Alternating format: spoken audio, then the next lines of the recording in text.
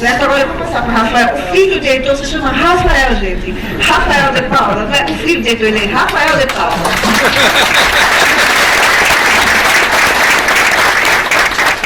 Obrigado.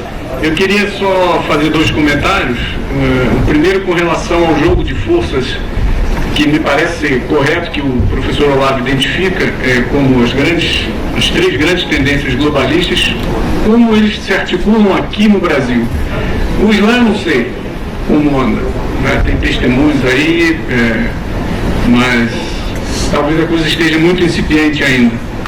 Agora, tem um movimento que me parece que está acontecendo, que está vindo a contragolpe do que estava acontecendo nos últimos 30 anos. Eu vou recuar rapidamente para os anos 60 e 70, depois ver o que aconteceu nos anos 90, para ver agora o que está acontecendo. Nos anos 60 e 70 havia uma polarização muito grande. O Islã ainda não parecia ser uma dessas três forças, a não ser quem, profundos estudiosos que estavam ligados a essas taricas do René Guénon e outros que o professor Olavo veio falando, só pessoas que tivessem alguma ligação podiam imaginar nos anos 60 e 70 que o Islã estaria onde está hoje. Então, o que era visível na época era a polarização comunismo ocidental, um contra o outro. E por medo de que a América Latina viesse na esteira do movimento comunista, que espocou em Cuba quase que espontaneamente, foi uma surpresa, parece que até para os soviéticos, o globalismo ocidental, essas famílias multibilionárias, começaram a dar apoio aqui uma espécie de direita, ou fortalecer movimentos aqui que funcionassem como uma barreira ao comunismo. E daí vieram os regimes militares nos anos 60 e 70. Só que nos anos 80, os regimes militares começaram a ficar insolventes do ponto de vista econômico, com dívidas bilionárias, calote em dívida, e, além do mais, a Argentina entra em guerra contra a Inglaterra, por causa das Malvinas. E os ingleses e americanos, né, os globalistas, devem ter imaginado, puxa, olha só, o que a gente apoiou? A gente fortaleceu, ou pelo menos os protegeu, e agora os caras estão vindo contra nós. Então, há um desmonte sucessivo no fim dos anos 80 e nos anos 90 de toda, digamos, a direita aqui latino-americana e o fortalecimento de toda a esquerda. Então, aconteceu aqui, né, o Foro de São Paulo, né, que em 1990 não era nada e agora comanda mais de uma dezena de países. Só que agora está acontecendo o seguinte, parece que está havendo uma espécie de retorno, pelo menos eu vejo um ou outro sinal de uma espécie de retorno, no seguinte sentido: esses globalistas ocidentais estão ficando com medo, eu acho que ainda não do Islã, aqui na América Latina, mas da penetração de China e Rússia, em Cuba, Brasil, Argentina, Venezuela, etc.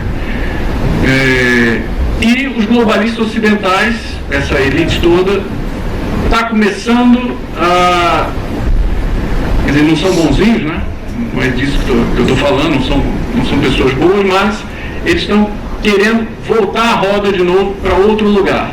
Um sinal disso, alguns sinais disso que eu vejo, um deles foi que o Rodrigo Janot, que é o procurador da República, esteve em 3 reuniões secretas, a portas fechadas, não foram secretas, mas foram a portas fechadas nos Estados Unidos na época do carnaval desse ano. E ele saiu sem divulgar nada. E naquela mesma época já estava havendo processos dentro da justiça americana contra a corrupção na Petrobras que estava prejudicando acionistas americanos. Ele deve ter lá recebido a notícia de que os processos não iam parar. Há um ano atrás, um ano e pouco, teve aquela decisão da justiça americana quanto à dívida argentina, que ela não vamos parar. Eu acho que isso é um meio de pressionar a política latino-americana para frear, não porque eles sejam contra Hugo Chávez, PT, Foro de São Paulo, mas porque isso aqui é um campo de batalha e eles estão vendo a mão, não desses agentes locais, mas a mão de Rússia e China aqui, que eles sim têm algum poder maior do que o poder local. E é possível que isso esteja acontecendo. Eu vejo alguns sinais disso aí. E o que a gente tem a ver com isso? A gente não faz parte de nenhuma dessas três, né? Aí é o segundo comentário que eu faço. Meu pai disse que acabou de uma forma um pouco melancólica, né, falando o que a gente faz. Primeiro eu queria elogiar o formato do livro. Está uma edição excelente, uma edição de estudo. O José Melo produziu aqui, para quem estuda, isso é uma maravilha, tem um livro com índice remissivo por assunto e subassunto. Isso para quem estuda não tem preço, certo? Então, parabéns aí à edição, parabéns ao trabalho da Rádio Vox, parabéns ao Observatório Latino. E o que a gente pode fazer é se situar nisso daí. E também tem uma outra coisa, que é, do ponto de vista psicológico, como é que um esquerdista, eu via dominando corações na minha época de juventude, eu estou com 44, quase 44 anos. E hoje eu estou vendo já uma predisposição contrária a isso que eu não via na minha geração. E eu não esperava que fosse acontecer, mas de 2 anos para cá eu tenho visto uma espécie de reação espontânea das pessoas. Eu acho que um esquerdista, um comunista, ele sabe que está mentindo, ele sabe que está blefando. E ele aposta na sua falta de resposta. Eles são assim, 1%, 5% das pessoas, e ele invade a sua psique, digamos assim, por causa da violência. Ele fala um absurdo, que não é para te convencer. Você já percebeu que o ideário comunista não convenceu ninguém da minha geração. Meus amigos não foram convencidos, ninguém virou comunista, né? Os caras que eram comunistas com 15 a 20 anos continuam os mesmos. Ninguém virou, ninguém entrou para o PT, quem já não estivesse antes. Mas qual é o truque psicológico que eles têm? O truque psicológico é fingir que acredita naquilo. Então, alguém que está ouvindo e que é avesso ao discurso comunista, porque ninguém é convencido por aquilo, a não ser os que já eram, a pessoa para num bloqueio, ela bloqueia num freio, dentro dela mesma. Ela fala, pô, o que esse comunista está me dizendo é um absurdo. Eu sei que é um absurdo, agora está o erro, mas eu acho que ele não sabe. O erro é esse, ele sabe que é um absurdo. O fato de você não falar na cara dele que ele é um mentiroso, é nisso que ele ganha. Porque a hora que você afronta, eu sempre fui de afrontar, mas isso aí é questão de temperamento. Pessoalmente, conversando, eu sempre calei a boca dos caras, você é um mentiroso, você não acredita nisso. A medicina cubana, esse é um exemplo, né? Medicina cubana, pelo menos a medicina cubana. Meu filho, você não acredita que Cuba curou o câncer? Cuba, vocês já viram as notícias? Todo ano aparece a notícia de que Cuba curou vitiligo. Todo ano. Todo ano, é sério. Todo ano a medicina cubana cura aí 200 tipos de câncer. O cara não acredita nisso, mas ele aposta em que você não vai desmascará-lo. Aí ele venceu. O objetivo do discurso comunista não é convencer, é tapar a boca das pessoas. E isso eu vi acontecer na minha geração, talvez por um outro motivo também.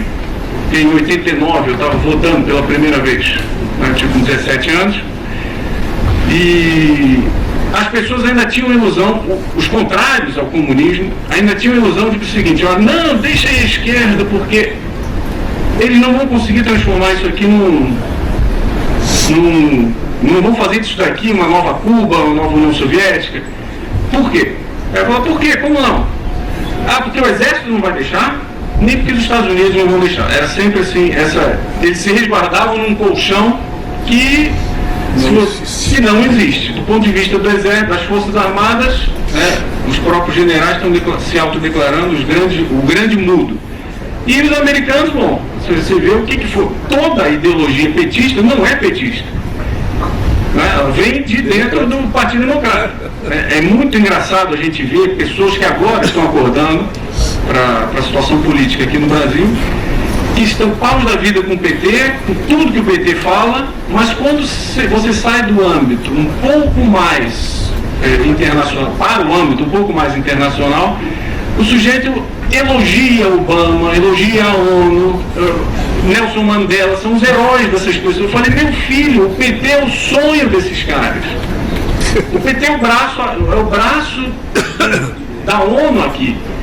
Então você é contra o PT, mas adora o Obama. Então essa ponte aí as pessoas ainda não fizeram. Cabe a gente começar a articular isso daí. E, enfim, era isso que eu tinha para...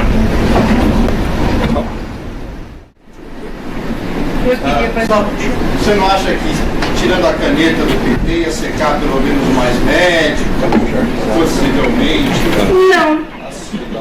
Não. Sabe por quê? Você sabe quantos médicos cubanos tem aqui no Brasil agora?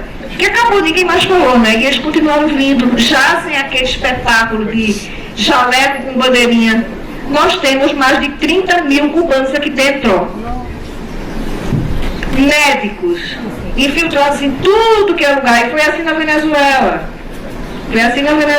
Hoje em dia, os cubanos são donos da Venezuela. Entendeu? Então pode tirar a caneta, é visível, porque é invisível, continua trabalhando. E o nosso dinheiro escoando para o bolso daqueles dois assassinos. Que eu escrevi no meu artigo, eu provei com um documento. E o dinheiro que vai para o governo cubano não é governo, é para pessoa física. Está escrito lá no documento deles. Eu provei no artigo e aí eles tiraram o site do ar. Mas ele imprimiu, tem impresso. Entendeu? Então isso continua. E o que esses cubanos estão fazendo aqui, só Deus sabe. Se infiltrando aqui e ali, fazendo, sabe? Preparando o caminho para a implantação real do socialismo que eles querem. Esse novo governo, que pessoas do PT não poderia ter força de não mandar, falar, não vamos dar. Pode cortar o convênio, pode mandar essa gente de volta, entendeu? Isso aí é possível. Agora, quem é esse macho que vai aparecer para fazer isso? Bolsonaro. É sim. Vamos para Graça? Deixa eu só fazer um comentário sobre também. Eu acho que a curto prazo, mesmo que caísse o governo do PT ou algo assim, nem adianta nada. Porque há quanto tempo a gente faz essas coisas aqui? Digamos, à direita ou algo assim? Ou alguém que... alguma reação ao comunismo, ao Foro de São Paulo? Nunca, né? Então, mesmo sendo maioria, 2 anos, se muito, né? E quantos anos os comunistas estão articulados e fazendo isso, etc? 40 anos. Mesmo nós sendo maioria, digamos, a maioria não concordando com esse tipo de pensamento, de ação, etc., a gente não pode esperar milagre e ficar confiando em instituições, sem o respaldo da rua. Um sujeito que tivesse um respaldo da rua, que fosse eleito, não petista ou fora do Foro de São Paulo, aí já é diferente. Mas até conseguir o respaldo da rua é outra coisa. São outros 500. E eu vejo chance para isso acontecer nas próximas décadas. Porque o tipo de reação que eu tenho visto nos últimos 2 anos e meio, a partir de junho de 2013, eu nunca imaginei que eu fosse ver aquilo. Acho que existia um sentimento latente, assim, nessa grande maioria, de insatisfação, não só contra os atos dessa gente, mas contra o esquema pensante deles. Então, hoje em dia, é muito fácil as pessoas se irritarem com qualquer declaração de qualquer comunista desse, seja amigo pessoal, seja de uma autoridade.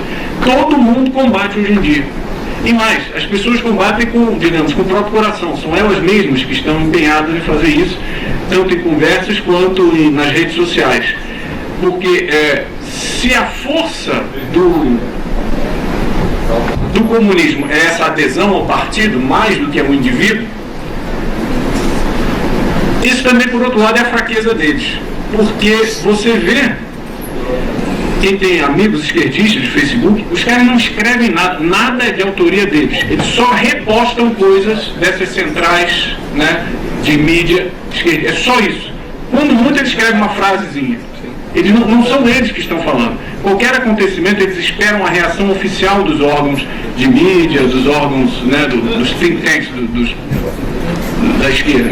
Eles esperam isso aí e saem divulgando, saem espalhando. Então, psicologicamente, do ponto de vista individual, é muito fácil desmascarar esses caras. Porque eles só atuam em grupo. Então, pessoalmente, é muito fácil você ir lá e desmascarar. Eu não acredito em você. Eu não acredito que você acredite nessas ideias. Não é só que essas ideias são horríveis, é óbvio que são horríveis, todo mundo sabe. Mas você também não acredita nelas. Isso é verdade, eu já cansei de desmascarar a gente. Isso não quer dizer que você vai revertê-los, tirá-los da esquerda. Isso até acontece, sim, num terço dos casos acontece, já tirei gente da esquerda. Mas você desmascara e você mostra principalmente para os outros interlocutores ou os ouvintes do debate, você mostra, eu não respeito esse cara. Porque ele não acredita nisso. Ele não acredita que a medicina cubana é boa. Ele não acredita que o cidadão soviético, na época da União Soviética, tinha um padrão de vida melhor do que no tempo do czar. Ele não acredita nessas coisas. O que falta é você desmascará-lo e mostrar isso. E isso está começando a acontecer. As pessoas estão, assim, a flor da pele. E você vê os programas, só para terminar, você vê os programas e como estão os representantes da mídia, os esquerdistas, tudo. O programa do William Vac, por exemplo, que todo mundo está sempre lá concordando. Não é um debate aquilo, é sempre todo mundo diz sim, amém, eu concordo com o que ele disse, todo mundo concorda ali. Os caras estão assustadíssimos, porque eles, por mais perversos e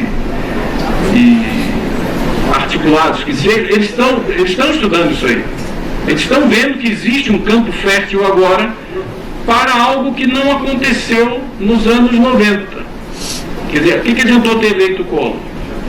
Ter elegido o Collor, né? Ele foi eleito, mas não tinha mais sustentação popular, não tinha apoio.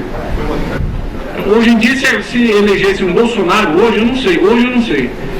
Mas daqui a 5, 10 anos, a coisa vai ser diferente. Eu acho.